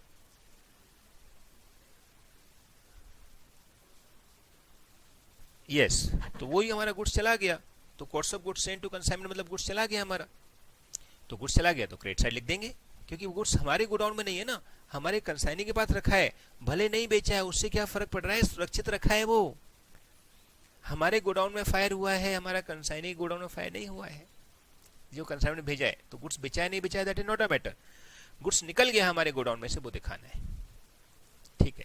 फिर cost of goods distributed as a free sample, तो जैसे प्रीवियस सम में आया था वैसा यहाँ पे भी आ गया है. ठीक है. While valuing the stock on 31st March 11, 1,000 were written off in respect of the slow-moving item. The cost of which was 5,000. A portion of these goods were sold at a loss of 500 on the original cost of 2,500. The remainder of the stock is now estimated to be worth the original cost. The value of goods salvage was estimated at 20,000. तो अपन ने किया था friends एक सम, आपको याद होगा. Right. जिसमें क्या हुआ था, गुड्स खराब हो गया था, हमने पहले माइनस कर दिया, तो पहले उसको नॉर्मल स्टॉक पे लेके आए. याद है, सब कुछ एडलेस करके जो एबनॉर्मल है उसका इफेक्ट हटा दिया हमने. बराबर. The average rate of gross profit was 20% throughout. ठीक है. तो इसका average rate of gross profit जो हो गया वो 20% हो गया। ठीक है, no problem. Yes friends, question 3 में कुछ बच्चे थोड़े डाउट पूछ रहे हैं। सो क्वेश्चन 3 एक बार मैं कर बताऊं, ठीक है, लेकिन फास्ट करेंगे, ठीक है, यहाँ पे कोई नहीं देखेगा बोर्ड पे। Answer to question number 3, page number क्या है 10.39। किसका है? सिंपल लॉस ऑफ स्टॉक का है। So step number 1, memorandum, trading account, right, for the period कौन सा बनेगा फ्रेंड्स? कब से फायर हुई हमारे? 31 अगस्त को फायर हुई है और 1 अप्रैल से हमको बनाना पड़ेगा। सो 1 अप्रैल से 31 अगस्त 11 की 12-11। सो ये पीरियड का ये मेमोरेंडम ट्रेडिंग अकाउंट बनाना पड़ेगा, बराबर। सबसे पहले to opening stock and friends, जो कैलकुलेशन है वो सब समझ समझ के करनी है अपन को, राइट। तो उसने क्या बोला है, पहले एडजस्टमेंट में देखो आप ध्यान से दो। तो while calculating of closing stock of last year that is 31 March 11, 1000 were return of in respect of slow moving item, the cost of which was 5000. A portion of these goods were sold for loss of 500 on the original cost of 2500. तो ये जो 1000 right of कर रखा है वो बोलते हैं कि now it's original value, the remaining of the stock now estimated to be worth original cost. तो हमको वो 1000 जो राइट ऑफ कर रखा था वो एड बैक करना पड़ेगा। So now it's become 1 lakh. देखो हमने एक सम और भी किया था, आपको याद हो तो ये सब नॉर्मल बना दो अभी इसको, हाँ, एबनॉर्मल को हटा दीजिए, ठीक है। फिर परचेजेज है 1,70,000 का। फिर बेजेस इंक्लूडिंग वो, तो बेजेस में से हम खाली बेजेस नॉर्मल वाली लिखेंगे। 57,000 में से 3,000 माइनस कर देंगे क्योंकि वो कैसे हैं, हमारे मशीन से रिलेटेड हैं, वो यहाँ नहीं आने चाहिए, ठीक है। सेल्स 242। अब 242 में से हमको दो हिस्से बनाने पड़ेंगे, एक नॉर्मल सेल और एक एबनॉर्मल सेल, क्योंकि एबनॉर्मल सेल पे परसेंटेज अलग है। तो एबनॉर्मल सेल खाली एक ही आइटम है, अगर आप ध्यान दो तो क्या लिखा है, ऑफ विच 5000 कॉस्ट थी, the portion of these goods were sold for loss of 500 on original cost of 2500। इसका मतलब एबनॉर्मल सेल हमारी 2500 माइनस 500, कॉस्ट 2500 की है, 500 का नुकसान हुआ तो 2000 की सेल हो गई, और 1,40,000 हमारा नॉर्मल सेल हो गया, ठीक है। और इस एबनॉर्मल आइटम पे हमारा जो जीपी आएगा वो जीपी एक नॉर्मल वाला आएगा, याद है मैं आपको हमेशा बोलता था। और फिर एक क्या आएगा, यस, किसके ऊपर, एबनॉर्मल सेल के ऊपर। तो एबनॉर्मल सेल के ऊपर आएगा। एबनॉर्मल सेल के ऊपर कितना है जीपी, यस, वेरी गुड, 500 का नुकसान है उसके ऊपर। नॉर्मल सेल के ऊपर हम परसेंट लगाएंगे, अभी 2,40,000 है, 1,40,000 नहीं है, तो लेट डू, परसेंट आएगा जब देखेंगे। Sale value of goods done by partners, sales value देखो जानबूझ के उसने घुमा के दिया है, तो बाय ड्राइंग, या तो परचेज में से लेस कर दो या क्रेडिट साइड लिख दो, बात एक ही है, लेकिन कॉस्ट बतानी है उसकी। तो 15,000 उसका सेल्स वैल्यू है और प्रॉफिट परसेंट कितना कमाते हैं, देखो दिया है कहीं पे, यस दिया हुआ है। लास्ट में देखो average rate of gross profit is 20%, हाँ।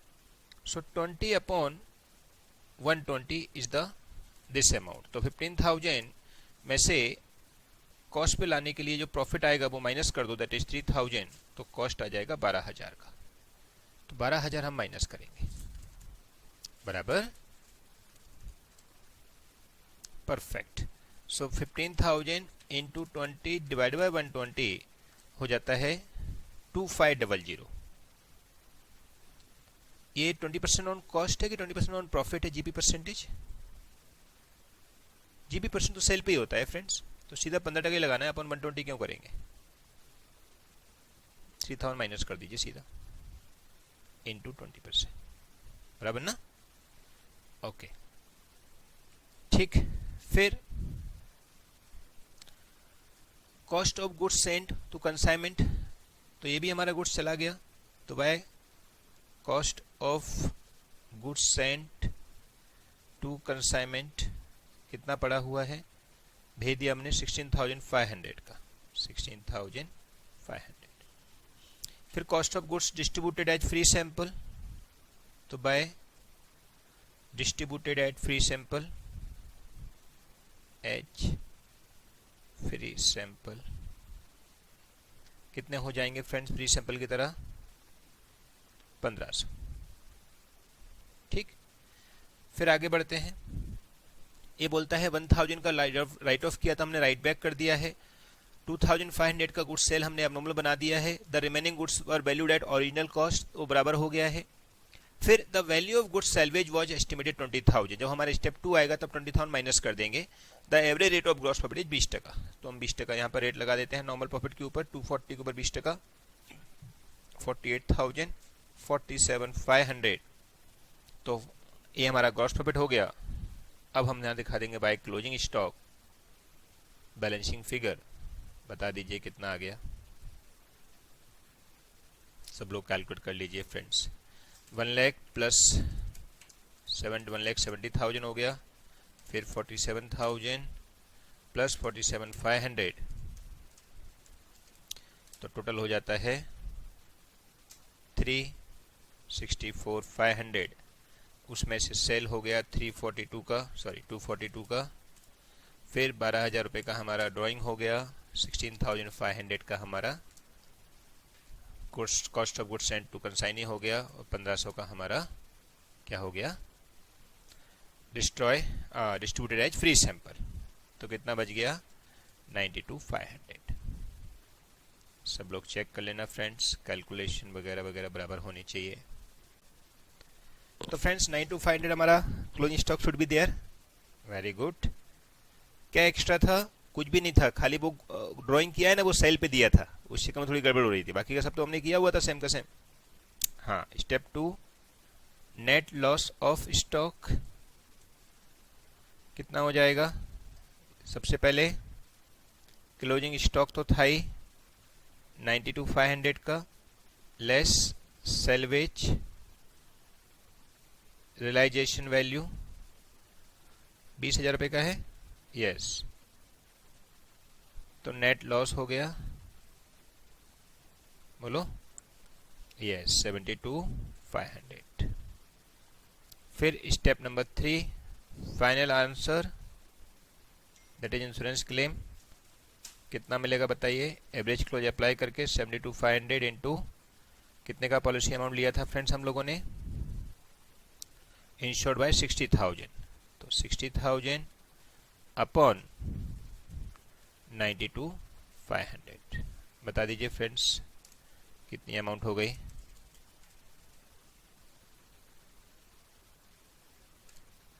$60,000 इंटू 72,500 डिवाइडेड बाय 92,500 बराबर, तो 47,027 will be the insurance claim amount.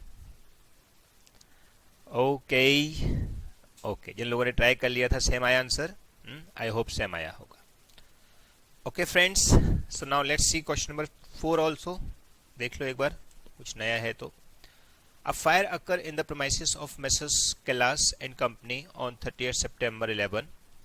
From the following particulars relating to the period from 1st April to 30th September 11, watch you are required to ascertain the amount of claim for filed with the insurance company for the loss of stock.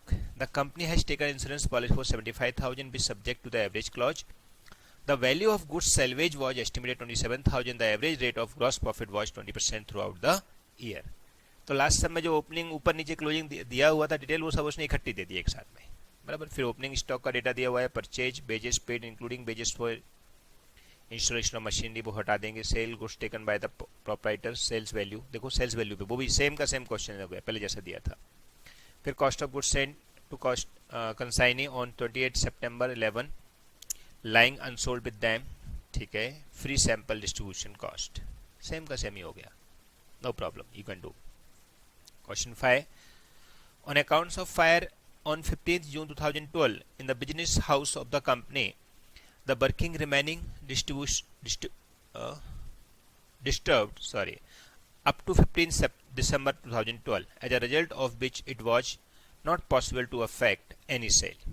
Okay मतलब 15 जून को fire हुआ और 15 दिसंबर तक हमारा business effective रहा, मतलब problem में रहा, बराबर। हाँ, so with an average clause against consequent losses for 1,40,000 हमने पॉलिसी लेके रखी है, ठीक है। The period of 7 months has been agreed upon the indemnity period, ठीक है। An increase of 25% was marked in the current year sale as compared to the last year, ठीक है। The company incurred an additional expenditure of 12,000 to make sale possible and made a saving of 2,000 in the insured standing charges. Okay, तो ये सब हमारा normal explanation हो गया जैसा हमको वो देता है, राइट। फिर आगे बोला है actual sale from 15 June to 15 December, जो कि इंडेमनिटी पीरियड रहा, वहां पे एक्चुअल सेल जो भी हो गई हमारी। Sale from 15 June to 11 to 15 December 11, that is for previous year, right. Net profit for the last financial year 80,000, बराबर। फिर insured standing charges for the last financial year 70,000, right? Total standing charges for the last financial year 1,20,000. Turnover for the last financial year 6 lakh. Turnover for 1 year 16 June 2011 to 15 June 2012, that is just previous year from the date of fire, right ना। तो वो दे दिया है जिसकी हमको adjusted turnover निकालने के लिए हेल्प मिलेगा, GP on adjusted turnover, annual adjusted turnover. तो इन्फॉर्मेशन सब एज यूजुअल ही है, I think you can do. Last question 6. Monalisa and company runs plastic goods shop, following detail are available from quarterly sale tax return filed, ठीक है। 2011, 2012, 13, 14 ये हो गया, right. From 1 January to 31 March, from 1 April to 38 June, ये सब हमको cell दिया हुआ है 2001, 2002, 2003, 2004 का, 4 साल का, ठीक है। From 1 January to 30 September, from 1 October to 31 December, और ये टोटल हो गया हमारा, राइट ना, ठीक है। Sale from 16/09 2013 to 30/09 2013 34,000. Sale from 16/09 2012 to 39 2014 नील।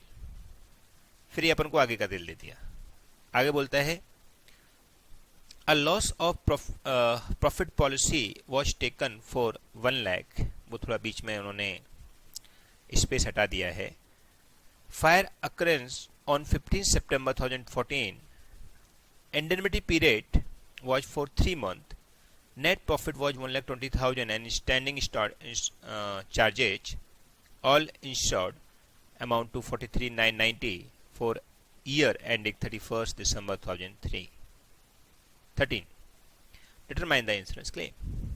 तो फ्रेंड्स सेम का हो गया। आपको पता हो तो थोड़ा प्रीवियस ईयर का डेटा दिया हुआ है, only for the purpose of to calculate the GP percentage, बराबर। और उसकी भी हमको जरूरत नहीं पड़ेगी क्योंकि यहाँ पर उन्होंने सीधा सीधा हमको अमाउंट ऑफ जो नेट प्रॉफिट है और इंश्योर स्टैंडिंग चार्ज कितना है वो दे दिया है, तो इस हिसाब से easily we can calculate, right. Yes friends, कुछ लोग पूछ रहे हैं कि ये सारे जो सेल दिया है 11, 12, 13, 14 ये सब क्यों दिया है, हमको तो खाली 14 की जरूरत है या 13 की जरूरत है। बिल्कुल सही बात है, हमको उतनी जरूरत है। ये खाली आपको दिया हुआ है for the purpose of calculation of trend. जैसे आप देखो 2011 का नेट सेल कितना हुआ 6,20,000 टोटल, 2012 का कितना हुआ 713, तो इतना इंक्रीमेंट हुआ ना। तो ये जो इंक्रीमेंट परसेंटेज आया है वो हमारा ट्रेंड होता है, बराबर। तो आप चाहो तो कैसे देखो, ये हमारा 713 का सेल हुआ, बराबर ना, मैं क्वेश्चन नंबर 6 की बात कर रहा हूं, और पहले 620 का सेल था, 620 का था और 713 हो गया। इसका मतलब कितना ट्रेंड इंक्रीज हुआ अपॉन 620 इंटू 100 करके दिखाओ जरा। 713 माइनस 6,20,000 डिवाइडेड बाय 6,20,000, तो 15% का हमारा ट्रेंड आया है, इंक्रीमेंटल ट्रेंड, समझा? यस। सो इसका मतलब क्या हुआ, हम लोगों को 15% ट्रेंड के लिए वो दिया हुआ है डिटेल, बाकी कोई डिटेल नहीं किया, इसका और कुछ काम नहीं है। बाकी कैलकुलेशन करने में अगर हमको हेल्प करेगी कि प्रीवियस ईयर का डेटा क्या है क्या नहीं है, उसमें हेल्प कर लेंगे, ठीक है? तो I think you can do, yes sure you can do. Okay, so with that we finish insurance claim. And ये जो क्वेश्चन है इनको भी आप कर लेना, अगर कोई और डाउट रह जाएगा तो वो भी हम बात कर लेंगे फ्रेंड्स सेपरेटली। वैसे तो अभी कोई डाउट बचेगा नहीं क्योंकि सारे क्वेश्चन हमने रीड कर लिए हैं, बराबर। Okay friends, so with that we finish this. Any doubt, any question, will discuss later on. Okay, thank you very much, bye bye.